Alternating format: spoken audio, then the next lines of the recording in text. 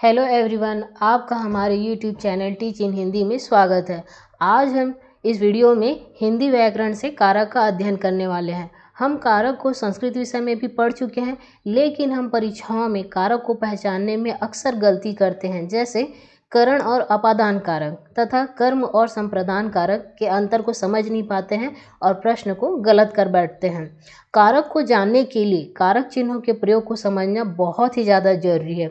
आज हम इस वीडियो में कारक चिन्हों के प्रयोग कैसे किए जाते हैं और कारक के बीच के अंतर को बहुत ही सरल और आसान तरीके से समझने वाले हैं। अगर आपने अभी तक हमारे चैनल टीच इन हिंदी को सब्सक्राइब नहीं किया है तो अभी तुरंत ही हमारे चैनल टीच इन हिंदी को सब्सक्राइब जरूर कर लें। तो अब हम देखेंगे कारक है क्या। संज्ञा या सर्वनाम के जिस रूप से वाक्य के अन्य शब्दों के साथ उनका संज्ञा या सर्वनाम का संबंध सूचित हो, उस रूप को कारक कहते हैं। हम दूसरे शब्दों में ये भी कह सकते हैं कि कर्ता, कर्म और क्रिया को जोड़े रखने वाले शब्द या चिन्ह कारक कहलाते हैं। उसको हम उदाहरण से समझेंगे।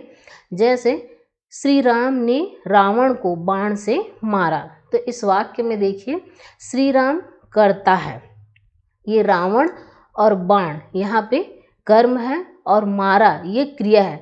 लेकिन देखिए कर्ता, कर्म और क्रिया के बीच में चिन्ह लगे हैं, जैसे श्री राम के बाद ने, रावण के बाद को और बाण से।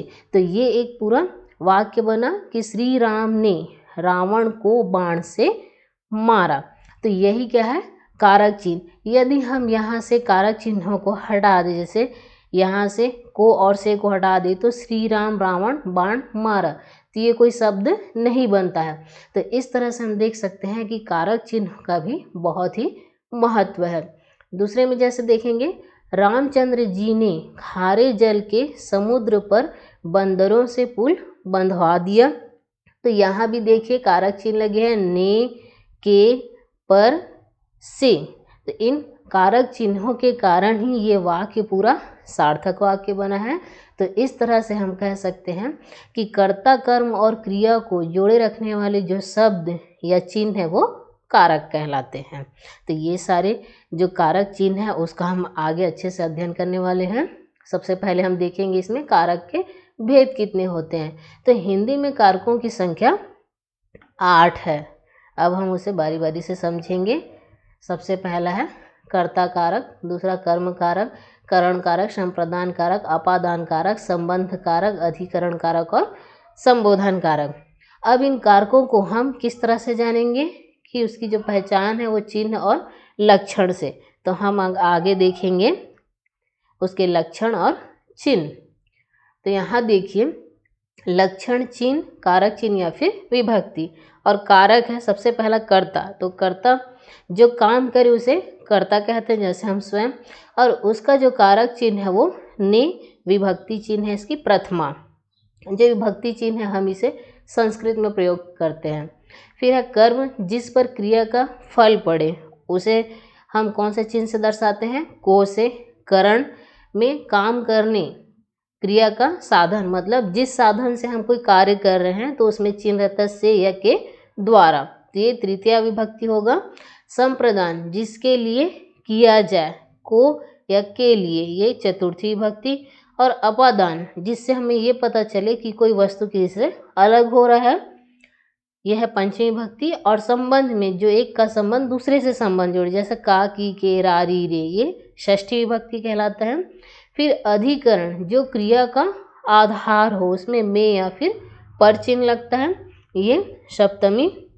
उसी तरह से आठवां है संबोधन, संबोधन जिससे किसी को पुकारा जाए, इसमें है हे, अरे, हो, इसे हम प्रथमा से जानते हैं। कैसे, ये नोट को आप ध्यान रखेंगे कि संबंध कारक को कारक न मानकर सिर्फ षष्ठी विभक्ति माना जाता है। जैसे यहाँ पे हमने देखा ये संबंध कारक को षष्ठी विभक्ति। उसके बाद है संबोधन को कर्ता कारक मानकर उसे प्रथमा विभक्ति में रखा जाता है। देखिए इसे प्रथमा लिखा है। अब हम जानेंगे कि कर्ता कारक क्या है। किसी कार्य को करने वाले को कर्ता कहते हैं, अर्थात वाक्य के जिस रूप में क्रिया को करने वाले का पता चले उसे कर्ता कहते हैं। और इसकी विभक्ति हमने अभी देखा क्या है, ने। इस ने विभक्ति का प्रयोग भूतकाल की क्रिया में ही किया जाता है। और ये जो कर्ता है कारक वो स्वतंत्र होता है, और कर्ता कारक में ने विभक्ति का लोप भी होता है। वो किस तरह से हम यहाँ जानेंगे उदाहरण के माध्यम से। जैसे यहाँ पे लिखा है राम ने पत्र लिखा, तो अभी मैंने बताया कि ये कर्ता कारक में ने विभक्ति जो चिन्ह है उसका प्रयोग भूतकाल में किया जाता है। तो राम ने पत्र लिखा, ये भूतकाल में है। हम कहाँ जा रहे हैं? राम ने आम खाया, सोहन किताब पढ़ता है। अब देखिए यहाँ पे सोहन किताब पढ़ता है। अब आप कहेंगे यहाँ पे ने नहीं है तो ये कर्ता कारक कैसे होगा? लेकिन आपको इसी में ही पहचानना है कि जिस वाक्य में कर्ता के द्वारा ही कार्य हो रहा है वो उसमें ने लगेगा। यहाँ पे भी यहाँ सोहन के द्वारा किताब पढ़ा जा रहा है, सोहन किताब पढ़ता है। तो इसके नोट में हमने ये देखा था कि कर्ता कारक में ने विभक्ति का लोप भी होता है।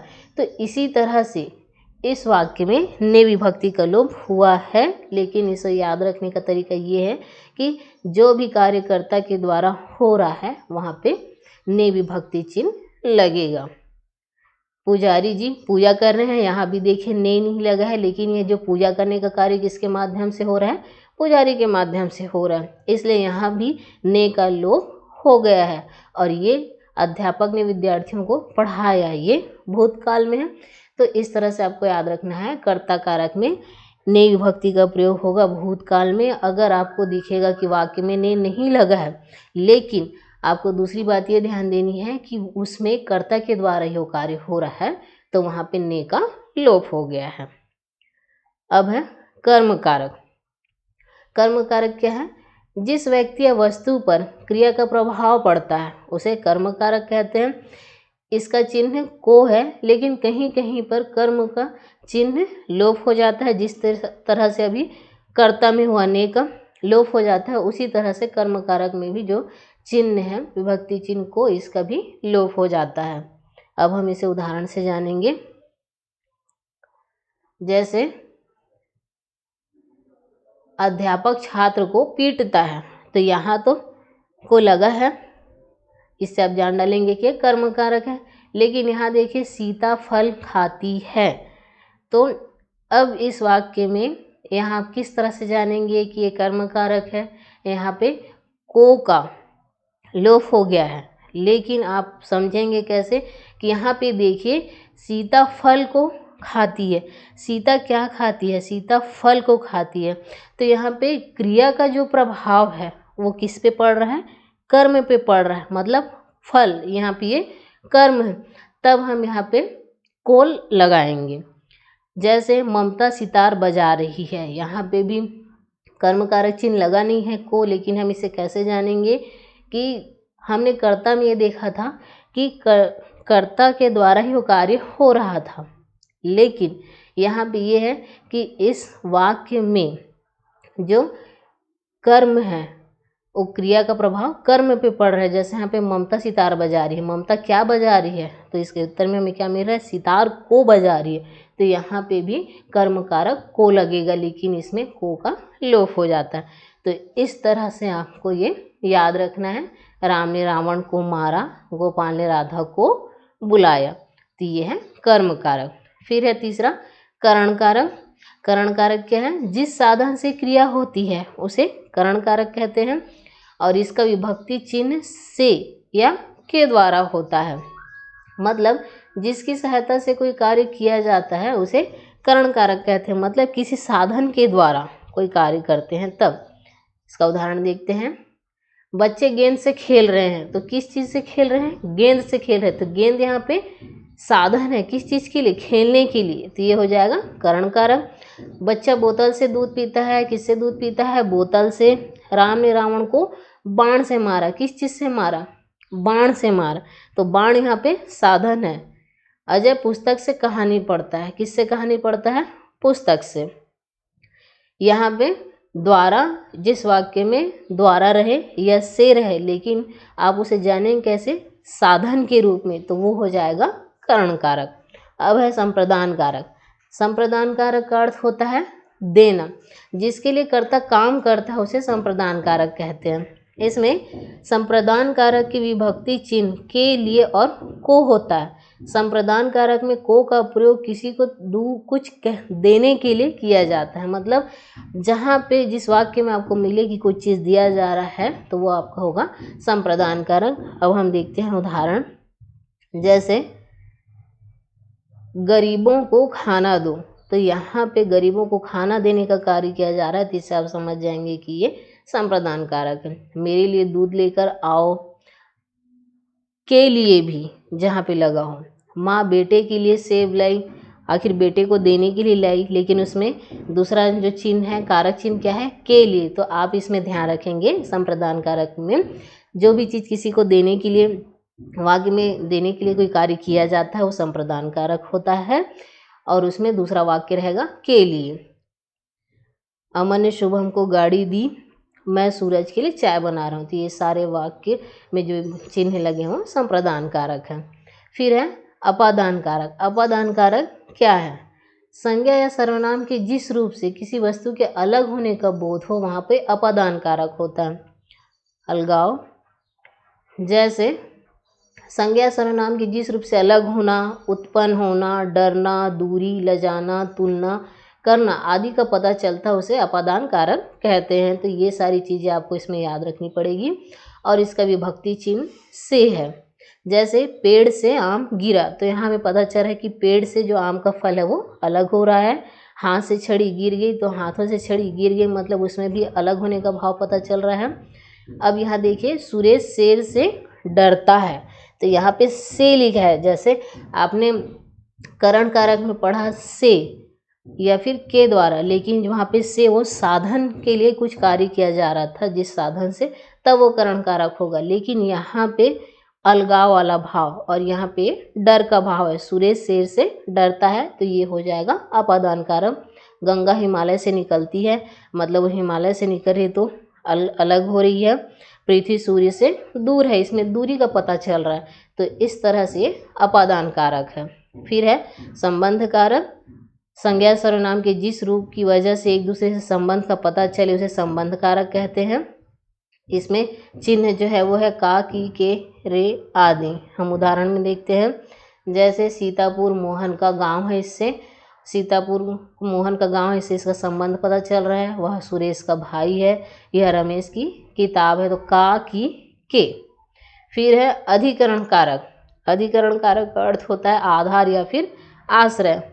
मतलब संज्ञा के जिस रूप की वजह से क्रिया के आधार का बोध हो उसे अधिकरण कारक कहते हैं। और इसकी विभक्ति चिन्ह है में या फिर पर। इसमें भीतर, अंदर, ऊपर, बीच आदि शब्दों का प्रयोग इस कारक में किया जाता है। किस तरह से, उदाहरण देखेंगे। जैसे हरी घर में है, फिर पुस्तक मेज पर है, तो में या पर। पानी में मछली रहती है, फ्रिज में सेब रखा है, कमरे के अंदर क्या है। तो इस तरह से इसमें आधार या फिर आश्रय जिसमें हो वो क्या कहलाएगा, अधिकरण कारक। जैसे रमा ने पुस्तक मेज पर रखी, कहाँ पे रखी पुस्तक को, मेज पर, तो ये आधार हो गया। पुस्तक किस में रख रहे हैं, मेज पर रख रहे हैं। अब है संबोधन कारक। मतलब जिस रूप से बुलाने या पुकारने का बोध हो उसे संबोधन कारक कहते हैं। जहाँ पे पुकारने, चेतावनी देने, ध्यान बटाने के लिए जब संबोधित किया जाता है तो उसे संबोधन कारक कहते हैं। और इसकी पहचान के लिए ये चिन्ह लगाया जाता है जिसमें हे, अरे, अजी आदि होते हैं। तो इसे तो समझना बहुत ही आसान है, क्योंकि अगर आप इस चिन्ह को पहचानेंगे इसमें तो वो संबोधन कारक है। जैसे हे ईश्वर, उसके बाद वो चिन्ह लगा रक्षा करो, बुला रहे हैं, चेतावनी दे रहे हैं, शोर मत करो, यह क्या हो गया, यहाँ आओ, आदेश है ना। तो इसको पहचानने का सबसे आसान तरीका यही है कि इसमें हमेशा हम जब किसी को पुकार रहे हैं कुछ, तो उसमें ये चिन्ह लगा हो, और किसी को पुकारने, चेतावनी या ध्यान बटाने के लिए जिससे जो भाव संबोधित होता है वो संबोधन कारक है। अब हम देखेंगे कि कारक में अंतर। तो सबसे पहले कर्म और संप्रदान कारक में अंतर। तो इन दोनों कारक में को विभक्ति का प्रयोग होता है, जैसे हमने पहले पढ़ा, लेकिन कर्म कारक को हम कैसे जानते हैं कि क्रिया के व्यापार का फल कर्म पे पड़ता है, लेकिन संप्रदान कारक में देने का भाव या उपकार के भाव में को का प्रयोग होता है। जैसे विकास ने सोहन को आम खिलाया, तो विकास ने क्या किया, सोहन को आम खिलाया, तो ये हो जाएगा कर्म कारक कि यहाँ पे क्रिया के व्यापार का फल किस पे पड़ रहा है, कर्म पे पड़ रहा है। विकास ने किसे आम खिलाया, सोहन को।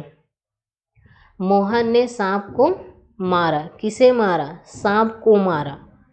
फिर है राजू ने रोगी को दवाई दी, तो यहाँ पे देने का भाव है, राजू ने रोगी को दवाई दी, तो ये संप्रदान कारक होगा। फिर राजा ने ब्राह्मणों को भूमि दान में दे दिया, यहाँ भी देने का भाव है, इसलिए संप्रदान कारक। तो इसी तरह से हम कर्म और संप्रदान कारक में अंतर को जानते हैं। फिर है करण और अपादान कारक में अंतर। ऐसे करण और अपादान दोनों ही कारक में से चिन्ह का प्रयोग होता है, लेकिन दोनों को पहचानते कैसे हैं कि करण कारक में जहाँ से का प्रयोग साधन के लिए होता है, वहीं पे अपादान कारक में से का प्रयोग अलग होने के लिए होता है। जैसे कर्ता अपना कोई भी कार्य करता है, उसमें किसी साधन का प्रयोग करता है, वो करण कारक है, लेकिन अपादान से अलगाव या दूर जाने का भाव जिसमें होता है वो अपादान कारक है। तो इन दोनों को इस तरह से पहचानेंगे। जैसे मैं कलम से लिखता हूँ, तो किससे लिखता हूँ, कलम से। कलम यहाँ पे साधन है, वो लिखने के लिए कलम का प्रयोग कर रहा है, तो इस तरह से करण कारक हो गया। लेकिन जेब से सिक्का गिरा, तो जेब से सिक्का गिर रहा है तो वो अलग हो रहा है जेब से, तो यहाँ अलगाव का भाव है, इसलिए अपादान कारक होगा। फिर है बालक गेंद से खेल रहे हैं, खेलने का कार्य वो किससे कर रहे हैं, गेंद से खेल रहे हैं, गेंद यहाँ पे साधन है, इसलिए करण कारक होगा। सुनीता घोड़े से गिर पड़ी, तो घोड़े से गिर रही है तो घोड़े से अलग हो रही है, अलगाव का भाव पता चल रहा है, तो ये हो जाएगा अपादान कारक। उसी तरह से गंगा हिमालय से निकलती है, गंगा जो है वो हिमालय से अलग हो रही है निकल के, तो ये हो गया अपादान कारक। तो इस तरह से हम कर्म कारक और संप्रदान कारक तथा करण और अपादान कारक में अंतर को जानते हैं। अगर आपको हिंदी व्याकरण कारक का यह वीडियो पसंद आया हो तो इस वीडियो को लाइक व शेयर करें और साथ ही हमारे चैनल टीच इन हिंदी को सब्सक्राइब करना ना भूलें। धन्यवाद।